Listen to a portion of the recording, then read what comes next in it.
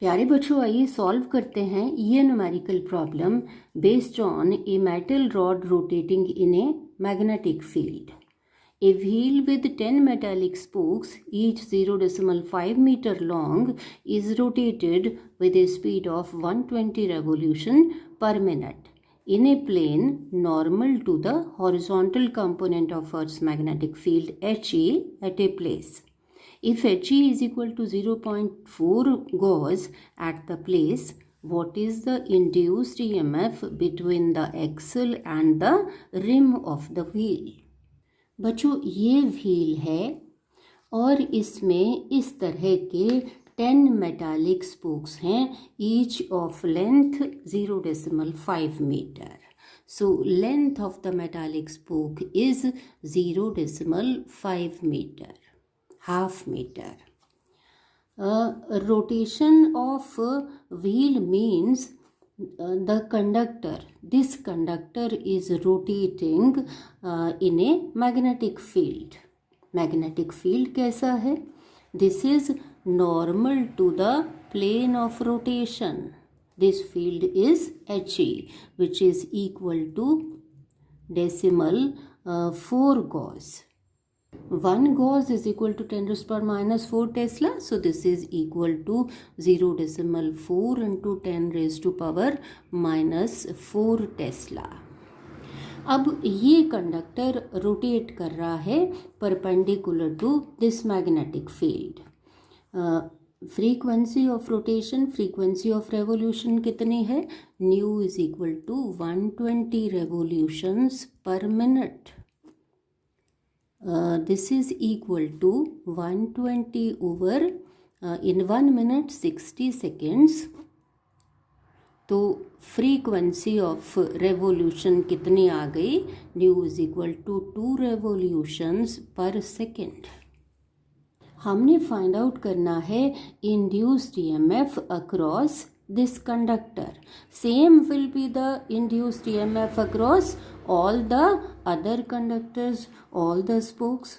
क्यों? क्योंकि ये सारे स्पोक्स जो हैं वो कनेक्टेड हैं between same 2 points axle and rim.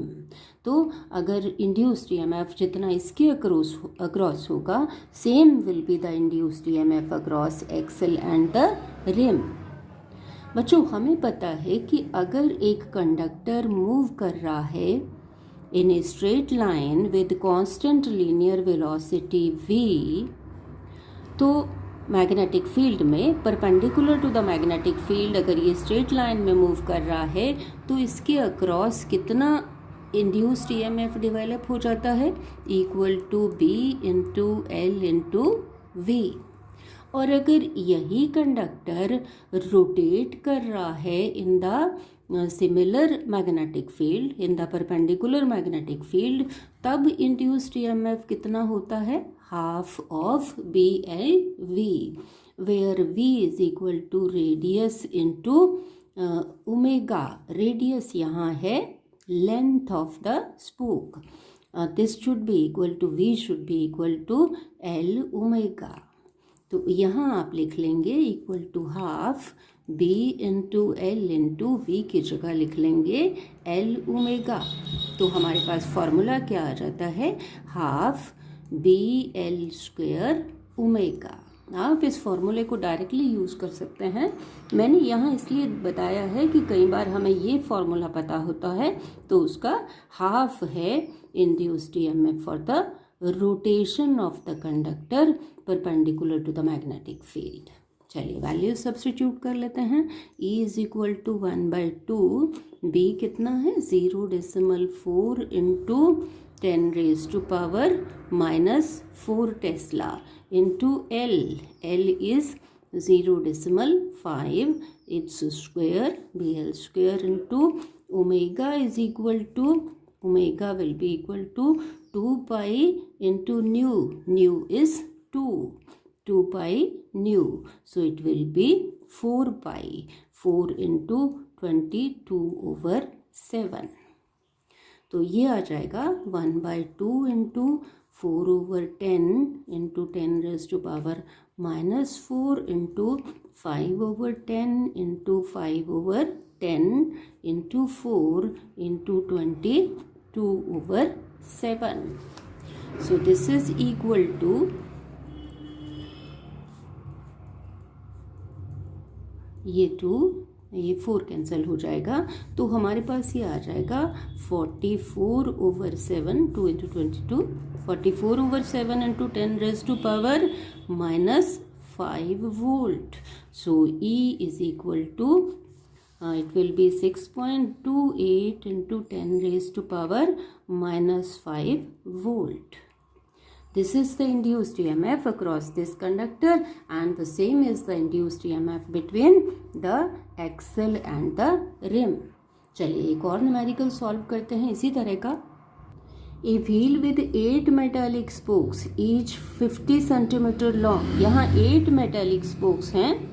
Number of metallic spokes is immaterial, चाहे 10 हो 8 हो कितने भी हो, क्योंकि ये सारे कनेक्टेड हैं बिटवीन सेम 2 पॉइंट्स. तो इंड्यूस्ड ईएमएफ जो है वो एक के अक्रॉस जितना होगा सबके अक्रॉस उतना ही होगा. एक्सेल और रिम के अक्रॉस सेम होगा. 50 centimetre long, half metre same length, is rotated with speed of 120 revolutions per minute. Same है फ्रीक्वेंसी, एंगुलर फ्रीक्वेंसी भी सेम होगी 4 pi. In a plane normal to the horizontal component of earth magnetic field. यहाँ पर भी ये rotate कर रहा है normal to the horizontal component of earth magnetic field HE.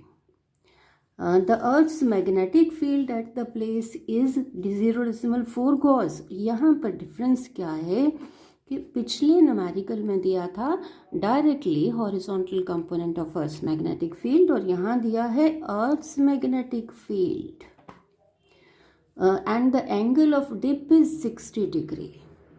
Calculate the induced EMF induced between axle and the rim of the wheel. वही calculate करना है. How will the value of EMF be affected if the number of spokes were increased? अगर number of spokes increase करें तो EMF कैसे affect होगा? It will remain unaffected. यहाँ देखिए कि अर्थ का मैग्नेटिक फील्ड दिया है BE और एंगल ऑफ डिप दिया है, तो horizontal component of earth magnetic field कितना आ जाएगा? HE is equal to BE into cos delta. BE की जगह BE की वैल्यू 0.4 गॉस. तो हम फाइंड आउट कर लेते हैं. HE इज इक्वल टू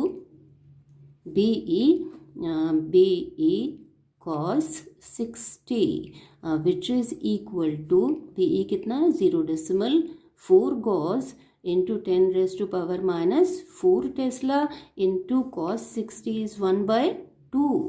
तो यहाँ HE कितना आ जाएगा 0.2 into 10 raised to power minus 4 Tesla. Magnetic field half हो गया. इसको आप इस तरह से समझ सकते हैं कि horizontal component of earth magnetic field is normal to the plane of rotation. Earth का मैग्नेटिक फील्ड BE इस तरह अफेक्ट कर रहा है. हॉरिजॉन्टल कंपोनेंट कितना हो गया? BE cos 60. यहाँ सेम फॉर्मूला लगेगा. E is equal to 1/2 into BL square omega.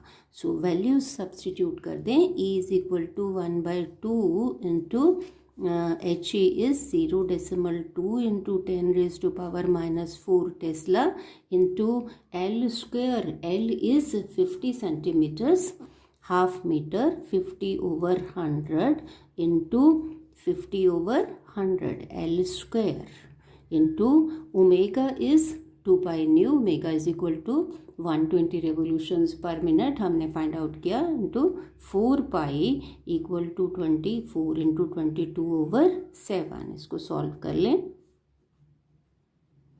ये 4 कैंसिल हो गया. 2 into 0.1. So E is equal to, ये हमारे पास 0.1 1/10 10 raise to power minus 5 into 22/7. So this will be 3.14 into 10 raised to power minus 5 volt. तो बच्चों आपने देखा कि मैग्नेटिक फील्ड जब हाफ हो गया तो इंड्यूस्ड ईएमएफ इससे हाफ हो गया and EMF will remain unaffected if the number of spokes were increased. तो बच्चों I am sure you have followed. Thank you.